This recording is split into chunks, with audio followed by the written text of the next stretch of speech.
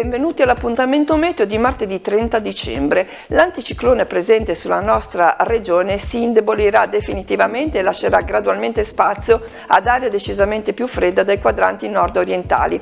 Pertanto sulla Liguria sono attese condizioni di variabilità atmosferica accompagnate da calo delle temperature nell'ultimo giorno dell'anno. Oggi il cielo si presenterà molto nuvoloso tra Savonese, Genovesato e Spezzino. In questo contesto non si escludono piovigini. Dalle ore centrali della giornata si assisterà ad un rapido diradamento della copertura nuvolosa con ampie schiarite associate anche sul settore centro-orientale.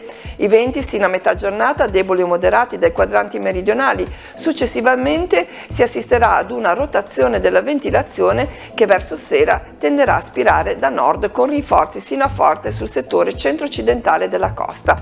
Mare tra poco mosso e mosso, temperature minime del mattino in aumento, specie nelle zone interne, massime stabili e un lieve calo, temperature in decisa diminuzione nel corso della serata.